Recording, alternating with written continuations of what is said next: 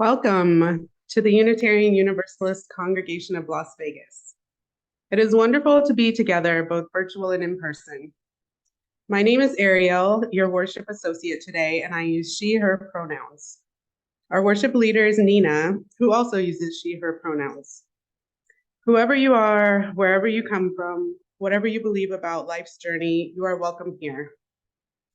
We broadcast a video feed for our virtual attendees. If you wish to not be recorded, please sit toward the back or sides of the sanctuary. Today, during Of Our Hearts, we will express our joys and sorrows through the pebble and water ritual familiar to many UUs. We will still read the name of anyone written in the book or in the chat. During Of Our Hearts, you can also choose to participate in the movement ritual if you'd like. We are shifting away from using the announcement roll to share announcements and back to reading these from the pulpit. We'll end our service today with announcements. After the service, we hope you'll all join us for a coffee hour. If you're new here, you're our guest. We look forward to getting to know each other. Having your chosen name and pronouns visible during service is an act of loving kindness. For those in the sanctuary, we encourage you to wear a name tag, which includes your pronouns. For those in our virtual space, please edit your name to include your pronouns. When we come together, we get to practice creating inclusive, worshipful spaces together. Please silence your cell phones and refrain from using the chat on Zoom. Please also move in ways that your body needs. It's okay if you need to wiggle, stand up, sleep, or fidget. All bodies are welcome here. Welcome to our service.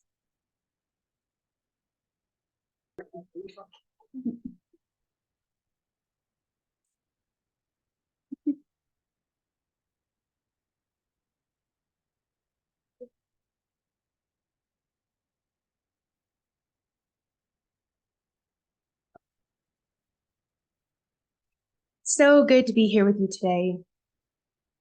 The Unitarian Universalist Congregation of Las Vegas is situated on the traditional homelands of the Nuwuvi Southern Paiute people. We are grateful for the land itself, for those who have stewarded it for generations, and for the opportunity to worship, learn, work, play, and grow and be in community with this land and her peoples. We encourage everyone present here to engage in continued learning about the indigenous peoples who work and live on this land since time immemorial, including the Las Vegas Paiute tribe and the Moapa Band of Paiutes, and about the historical and present realities of colonialism. It's important to recognize and appreciate the use of Southern Paiute land as a part of our mission to be a welcoming and inclusive place for worship, spiritual enrichment, and exploration within the community.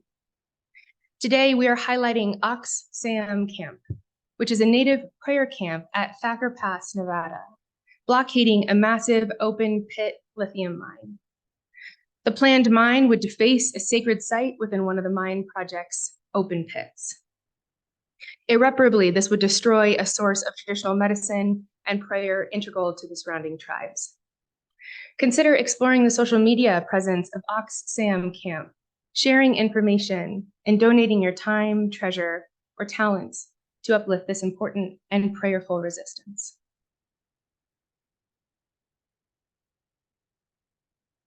When we gather together, we light the chalice, a symbol of our Unitarian Universalist faith. The chalice reminds us that we are connected to a much larger religious tradition that stretches out of the past, reaches around the world, and leans into our shared future. Please join with me.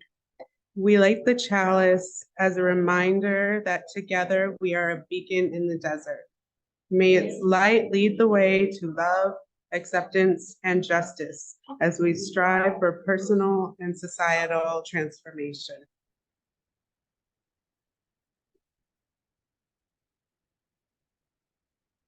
Hear these words by Tricia Hersey, founder of the Nat Ministry, from her book, Rest is Resistance, a Manifesto. You were not just born to center your entire existence on work and labor. You were born to heal, to grow, to be of service to yourself and your community, to practice, to experiment, to create, to have space, to dream, and to connect. How precious it is to all be together here this morning. Let's take a moment now to witness and greet each other. You might smile, place a hand over your heart, give a wave, or even a hug if that feels comfortable.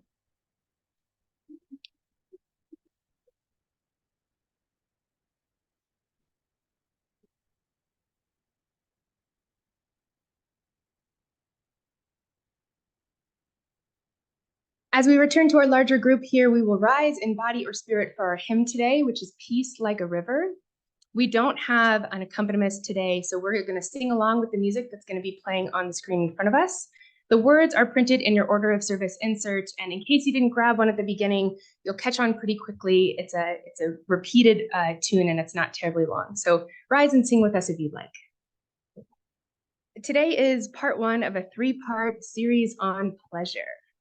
And as a part of this three-part series on pleasure, I thought it would be helpful and interesting to hear from voices in our community telling stories about their relationship with pleasure. As we deepen our understanding of pleasure as a path to shared liberation, we uplift individuals and their unique stories from our community. Please enjoy this gift as it's shared with us.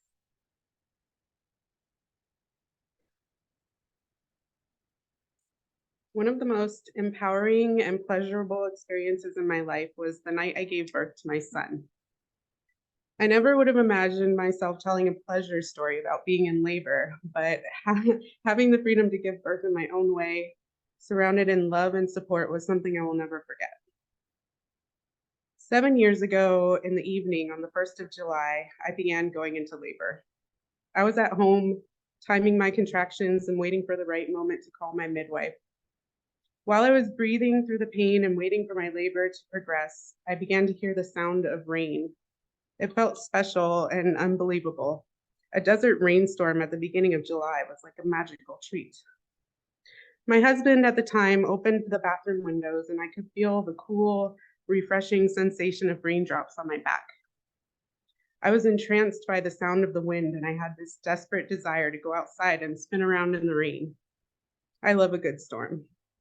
It was extraordinary. It seemed like nature was there to prepare me for the night. It felt reassuring, as if I was right where I needed to be and everything was happening just as it should.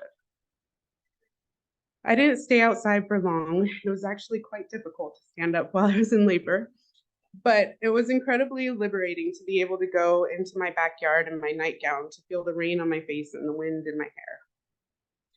I returned to my small, dark bathroom, wanting to be alone in my suffering. Eventually, I called my midwife, Sherry, and my friend Rory to let them know I was ready for them to come over. I had been sitting on the toilet for about an hour by the time they arrived. I was in a lot of pain, and I really didn't know what to do with myself. Sherry asked if I wanted her to fill up my bathtub so I could move there. I didn't even realize it was an option to have a water birth in my own bathtub. Once the tub had been filled, I took off my clothes and moved into the warm water. It was better, though I was still very uncomfortable. But I was able to move around and figure out what position my body needed. I spent the majority of the time draped over the side of the tub, feeling nauseated. It was quiet and dark in the room, exactly how I wanted it.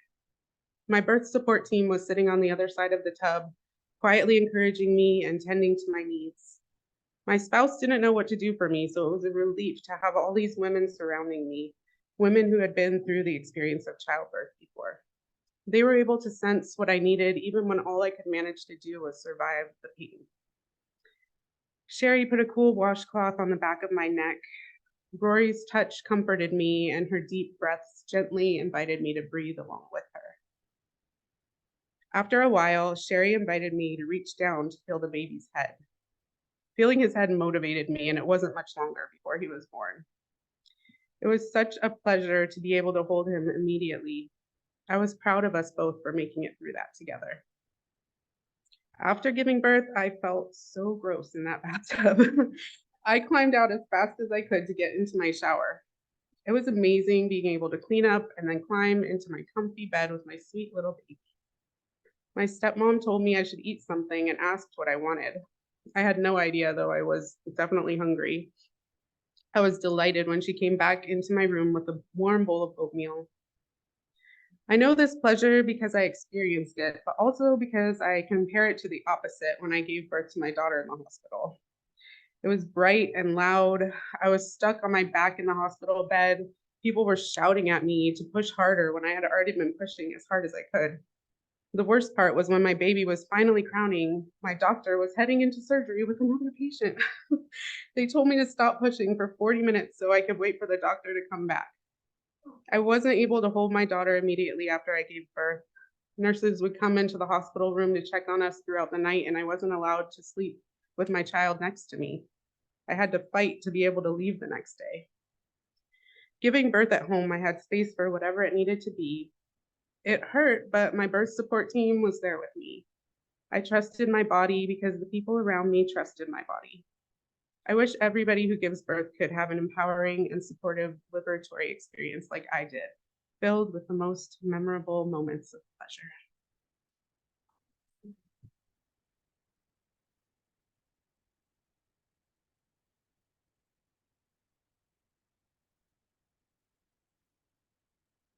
We will now ground ourselves in the present and honor the thread of humanity that connects us as living beings. As humans striving toward a beloved community, we have the privilege and unique responsibility to hold on to each other as we live the joys and sorrows of life. Today, we will partake in a common UU ritual of marking our joys and sorrows by dropping a pebble into water. The pebble signifies a lightness or burden on your heart, and the water, the love and strength of our community to surround, support, and celebrate you. If you choose to partake, it is not necessary to speak. There is also a small bowl of lightly scented eucalyptus oil if you would like to anoint yourself to seal this practice. If you would like to participate, and it is optional, please line up along the center aisle and we will move through one by one. For those on Zoom, you can also participate in this ritual by dropping a small pebble into a container of water to represent your joy or sorrow. We may not see you, but we witness you in spirit. If you choose not to partake, please stay comfortably seated.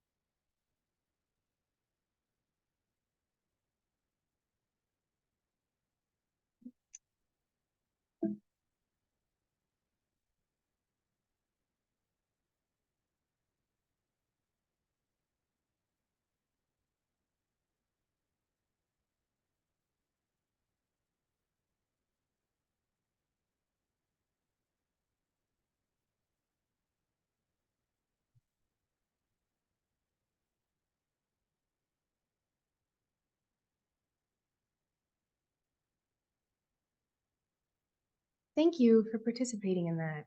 We can do new things.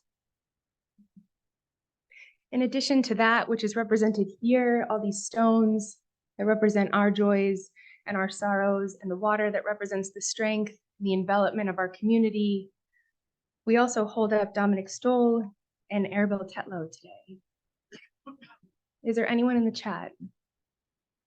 Yes, please take it to your hearts, Annette and Stephen Kohler and Chiwaniso. Okay. Well, if you're joining us on Zoom, we hold you in our hearts. Thank you for participating in that shared ritual. May we hold that which is spoken, that which is represented, and that which is kept in the silence of our hearts in love and compassion. I invite you now to settle into your seat. Feel the chair holding your body and imagine the earth holding you. Consider closing your eyes or softening your gaze. Take a comfortable breath in and exhale. Let our shared joys and despairs, frustrations and satisfactions of the week trickle off your shoulders. Let them collect in the palms of your hands and allow them to roll onto the earth, held by the same vast and loving force that is holding us. As you drop into your body, notice what feels good. Is this room a comfortable temperature for you? Do you have soft clothing resting upon your skin? Is your heart beating in a steady, comforting rhythm? Imagine you hear the sound of wind through the leaves of the aspen tree, the way they shimmer and dance. Imagine you feel the strength of your rooted, steady body as it resists a cool, powerful wind. Imagine you feel the flood of relief in a moment when justice is served, when someone is granted equal access, when a contribution is valued, when someone you love gets a win. Imagine the vibrating energy of being in transformational spaces with groups of beings all working together for the greater purpose, building beloved community, walking the path of the trailmate, where we may not always be able to see each other, but we know we're all moving in the same direction. Imagine you feel the love and safety that oozes from someone cooking for you. The table is set, the evening is young, your favorite dishes are being prepared, and you are hungry. Maybe you're on a patio on a late summer eve, or in your mom's kitchen, or near a campfire.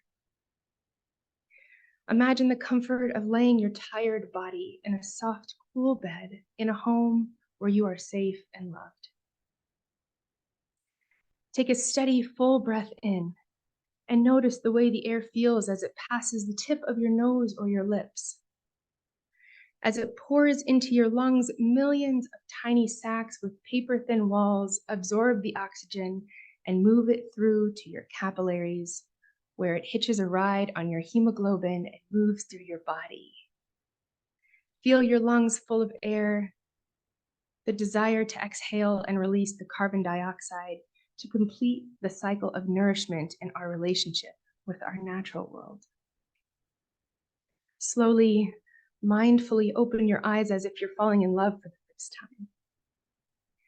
Let your eyes fall on something that delights you. Express your gratitude for all that brings you pleasure today, for having a body in this beautiful world.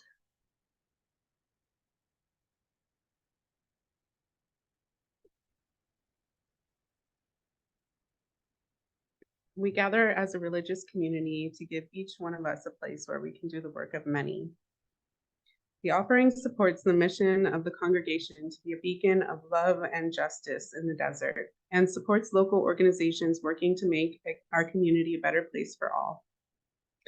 Our offering this month is shared with Nevadans for the Common Good, a broad-based coalition of Las Vegas institutions deliberately built to cross the lines of race, religion, neighborhood, and political affiliation to take strong, nonpartisan stands on issues affecting families and communities.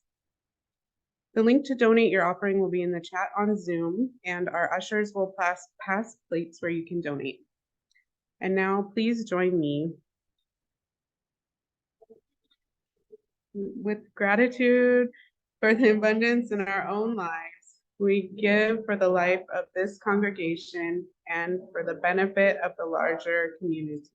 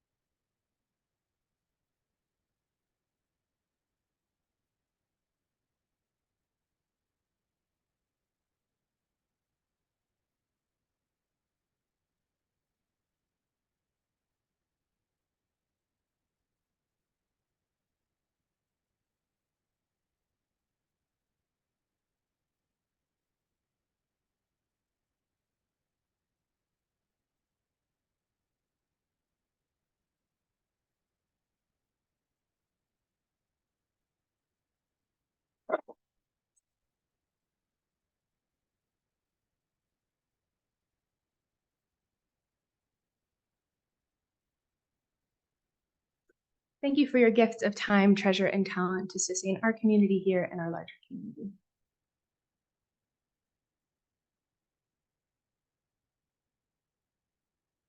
This is a poem called Not Busy, Focused, Not Busy, Full by Adrienne Maree Brown. This is a poem or a reset. You keep telling me, you know I am so busy, but, and then you ask me for something. And I want you to know I am not busy. No, with all of these boundaries, I have space to write, to take care of my body, to hold my loves tightly in my many, many hands so we can somehow make it through the rest of our lives. I am so focused on the imaginary world, which is trying to whisper to me how to write a story that unlocks a heart, to write a spell that makes us bored with punishment and immune to capitalism. I am so full of ancestors and characters, and I can't tell which is who, but they are a chorus, telling me humans are not the protagonist. And nothing I can say is more brilliant than a stand of trees or a mycelial warning or a newborn's first shuddering dance, or the grace of the blue heron in lustful prance across this pond, or the continuous sky flood always somewhere storming. And when the clouds are full with pending storm, they are quiet. So I'm studying that quiet so I can hold that storm. And when the riverbanks flood, the soil forgets it is earth and goes flying through the water and finds a new purpose in the deep, or maybe even the vast ocean. Isn't every stream a bodhisattva? Didn't Lao Tzu know it is humble to become the vastness beneath? I was running so fast and trying so hard, but what I forgot was the wonder. Now my body aches to remember when I was busy, when I was so capitalist in my anti-capitalism, that is to say, so productive in my revolutionary performance. But now I am not busy. I am breathing.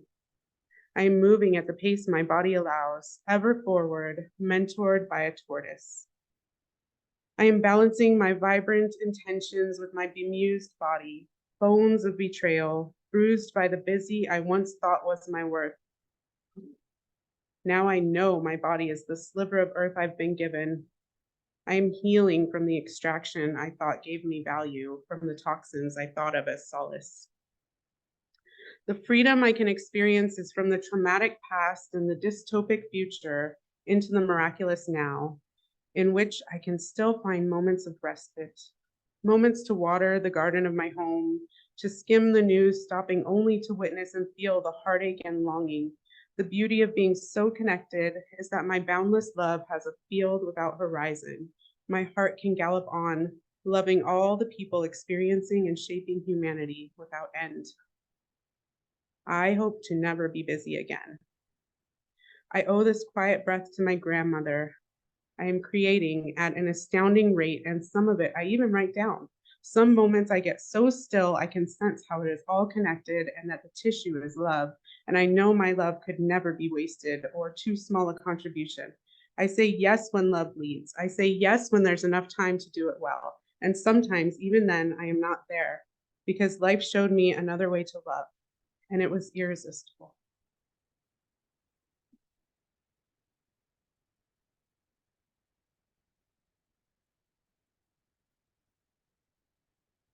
Because life showed me another way to love, and it was irresistible. The trouble with writing a service that you're so passionate about is you're trying to simultaneously not cry the entire time. In her book, Pleasure Activism, Adrienne Maree Brown defines pleasure as happiness, joy, contentment, and satisfaction. She says when people push back with the assumption that it's all pure debauchery and escapism, that she interrupts them and says, no, it is about pure aliveness and actually being present to the world around you. Pleasure, contentment, joy, satisfaction, these things remind us to actually enjoy being alive. Embodied, connected pleasure is one of the ways that we know we are free, that we always have the power to co-create the world. Pleasure helps us move through times that are unfair, through grief and loneliness, through days when the demands are too much to bear. Pleasure heals us in the places where our hearts and spirits are wounded. Pleasure reminds us that even alone, even in the dark, we are alive. That our bodies, with their many shapes, colors, needs, and ages, are wonderful, are worthy, are miraculous. Pleasure is a medicine for the suffering that is absolutely promised in this life. Pleasure is the point, and feeling good is not frivolous. It is freedom. Many of you know that I frequently travel to the East Coast for work. I have the whole house to airport to gate to flight to gate to Uber to hotel routine down pat. I might be traveling across the country, but if you were my client or my boss, you may not even notice. No disruption in my workflow, from Zoom calls in the Uber to emails using in-flight Wi-Fi. I can have a wholly productive 8-hour workday fully in commute. It makes me proud to work hard, to support the people who rely on me, to demonstrate those covetable traits of agility, multitasking, unimpeded availability, regardless of my time zone or cruising altitude. My boss, typically tight-lipped and not one for words of affirmation, once said to me, "There isn't anything I've ever asked you to do that you haven't done well." Sometimes I'll catch a flight home on Thursday or Friday evening, arriving at the gate in Newark after a week's worth of work, completely depleted, and decide that instead of working on the flight, I'll sleep. Sometimes the decision is made for me, as I am lulled by the white noise of the plane and fatigued by the blue light of my laptop screen. But as Ariel recited in the poem, I am so capitalist in my anti-capitalism that I tell myself, this will be a good productivity nap. I'll rest so that when I wake up, I'll be even more productive. I'll rest because I did a bad job at resting last night. I'll rest because I worked hard this week and I deserve this. As if there's someone standing at the gates of rest asking for my papers, requiring me to prove that I did enough to deserve the rest that my body is asking for.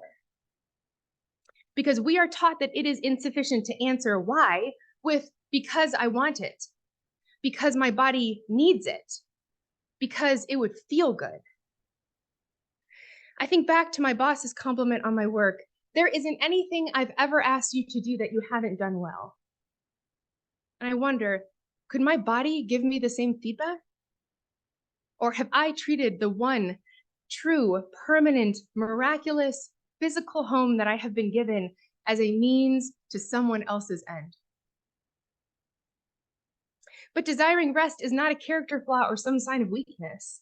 It is simply one of the joys of having a living body. Taking care of yourself is not an indulgence, but instead a duty. If we fail to do so, who will? Pleasure is not a failure of your body, and it is not a failure of your will. So I wonder about you. When I say the word pleasure, what do you feel in your body? Is your instant reaction more of a yes or a no? More of an open or a close? Adrienne Maree Brown says she wrote her book, Pleasure Activism, especially for Black women and people of color, for people whose experience living in the world has been characterized by shame, by marginalization, by systemic oppression. But all of us in this culture are often cut off from pleasure. She writes, pleasure activism is not about generating or indulging in excess. Because conversations about pleasure are often reserved for intimate relationships, confessionals, or the pages of private journals, we are perpetuating our conditioning that pleasure means excess, that it is synonymous with loss of control or discipline, with substance or sex, with hedonism, shame, or guilt. Our fantasies go to such extremes to counterbalance all of our contained longing that we've tried so hard to deny but can't seem to fully escape. Adrienne says this makes her feel tender because most of us are so out of touch with our own experiences of pleasure in the world. Tender because we have been taught to hear our pleasure as an alarm bell in a museum that rings when we've gotten too close to something that ought not to be touched. Many, most, and perhaps all of us are trying to function in a society that was neither built for us nor by us. And yet we ascribe to the definitions of success, health, joy, and purpose that value depletion, extraction, and exploitation. We often suffer deeply, yet walk the path and try our best to do good. We try to do good in so many roles of our lives and so often end the day with this heavy, isolating wondering of, is this really as good as it gets? As Unitarian Universalists, we believe that each of us has inherent worth and dignity. We believe the interdependent fabric of our existence tells us that the spark of the divine is in each one of us. We believe our liberation is interdependent, that I can't really ever be free until you are. We plant trees under whose shade we will never sit. We choose to stay present in the pain of the world, even when turning away would be easier. In these practices, we generate internal power that gives us energy to sustain in the fight for change. When faced with shame, fear, rejection, and abandonment, we can choose unity, pride, hope, self-knowing, mutual aid, transformative justice. And when we hold fast to these helium balloons, our feet can leave the ground for just a moment, giving us a chance to see over the tumultuous landscape of today and toward the vast horizon of the future that we are building together. And regardless of what we believe, we can practice heaven on earth through our actions and through our love. That love is joy. It is pleasure. It's community, belonging, believing, forgiving, receiving, creating. This is power. These versions of power, as opposed to the violence of hierarchical and power over structures, come from a deeply sacred, deeply emotional, watery place of our being. The power inside of us that declares how we love and whom we love is energy for change. So I wonder again about you. When you feel the energy and power of change and justice, where do you feel it in your body? Is it in your throat with all the words that need to be spoken? Or maybe it's your chest on fire from living in a world that you're in love with, but is constantly breaking and mending your heart? Is it in your belly as you chew on something new and exciting, or lower still, something you'll give birth to that will help you live out your purpose in this life? When the inner trappings of society are mechanized cogs built to extract and exploit every ounce of productivity out of the worker bee, there is no value assigned to expansive, liberating experiences. In short, pleasure is really bad for business. But access to safe, affirming, freeing, fulfilling experiences is a revolutionary act because that defies our society's categorical nature and its practice in interrupting patterns of oppression. We know that Western industrial civilization has no use for emancipated people. It's built on the foundation of compliance and complacence. Yes, it tells you this is in fact as good as it gets.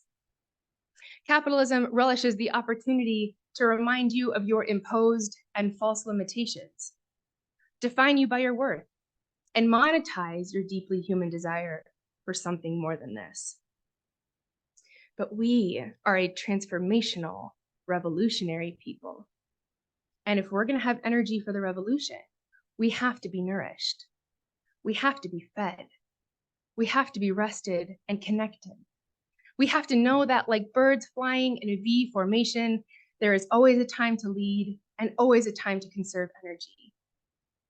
that what is good for our future cannot come at the expense of our bodies.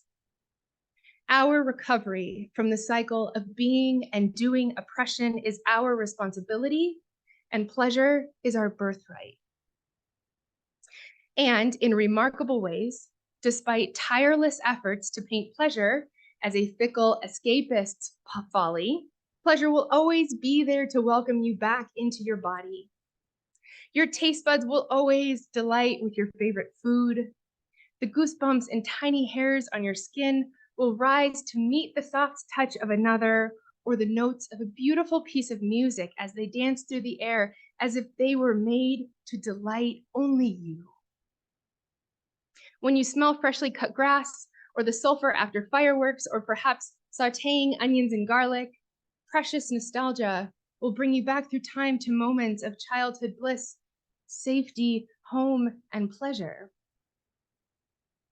Pleasure activism is about learning what it means to be satisfiable, to generate from within and between us an abundance from which we can all have enough. In the coming weeks, we'll dive into a multi-religious consideration of pleasure and power, and we'll look to the world religions to understand how we've often been molded to see pleasure and spirituality as mutually exclusive.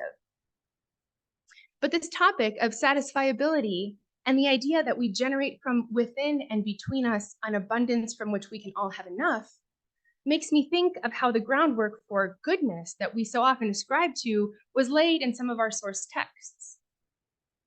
Genesis 1:31 in the Christian Bible is commonly quoted. It's the moment in the beginning, after the Christian God created heaven and earth, light and dark, water and sky, all living creatures and mankind itself, that this creator sat back and said, "It was very good." The verse is actually, God saw all that he had made, and it was very good. But returning to the original Hebrew text, the word for good is tov, which is much more than the Greek interpretation of perfection from within an object itself, but instead the idea that goodness and value is derived from the relationship between all living things. It was the relationship between the light and dark that was good. The dance and difference between water and sky was good. The fact that humanity and God had each other, the nature of that relationship was good. Our goodness, our satisfiability, our pleasure, our liberation, our freedom, none of it flourishes without nourishment. By denying our birthrights and stuffing them in a box of shame and self-denial, we do not become a more free people. We do not raise free people. And our work toward liberation and justice and equity has a shallow depth. Recognizing the power that pleasure has within our own lives and extending that consideration to others can give us the energy to pursue genuine change within our world, rather than merely settling for a shift of characters in the same weary drama. It is also a sacred practice in allowing the deep spirit of others to move in ways that feel unfamiliar or different to us, but good for them. Here, we can practice loving without understanding. We can practice trusting others to move in ways that are true to them. The prolific author, philosopher, theologian, mystic, educator, and civil rights leader Howard Thurman gave us an oft-used quote. "Don't ask what the world needs, ask what makes you come alive, and go do it. Because what the world needs is people who have come alive." This is what we're going to be talking about for the next 2 weeks. Finding the places in our lives, bodies, and spirits where we are truly alive, and harnessing this to tap into our most profoundly creative and self-affirming source to mobilize toward more justice, more liberation, more love.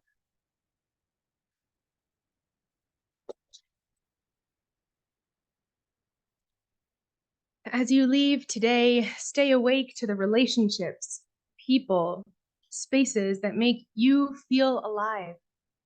Notice the difference in your body between a maybe and a full righteous yes.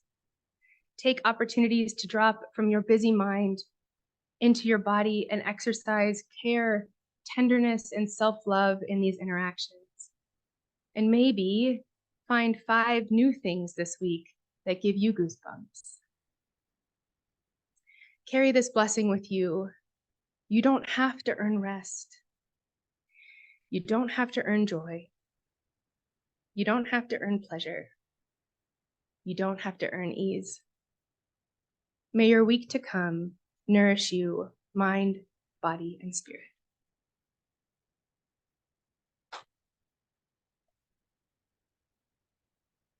And now join with me. We release that which was called with love and gratitude, and we extinguish the flame, but not our commitment to being a beacon in the desert. This burns brightly until we gather again. We have room for 3 announcements to be read at upcoming services. If you want your announcement read, please email Irma by Thursday and she will get it to the worship associate. Please include the name of the event, the date and time, a contact name, and no more than a 30-word description, kind of like these here. Sunday, July 16th, after the service, your Board of Trustees is hosting a town hall to discuss the back lot. There are growing concerns about fires, trash, and other hazards. Please join us in discussing potential remedies, including additional security features and a new community policing initiative by Metro. Second, after the service today at noon is the Newcomers Chalice Circle. I will be facilitating it in the library right there. We're going to be talking about pleasure. I wanted to go along with the theme today. So everyone who is new and curious will just be having a discussion from noon to 2. And finally, on Saturday, July 15th is our monthly food pantry. With the rising temperatures, we need more volunteers. So if you can be here anytime that morning from 6:30 to 8, your help will be appreciated. Even though it's summer, there are many more announcements and events this week and in the coming weeks. To see them, head over to our webpage using the QR code on the screen. And I also want to go off script and say, Kevin and Peyton, congratulations. They just got married. They're the cutest couple in the world. So it's good to see you both here today. And we have we want to say thank you to Donna and Mark for the flowers, Keith and Eli for AV support, Jane for opening the building, and everyone who supported our service today coming together. So thank you all for being with us today.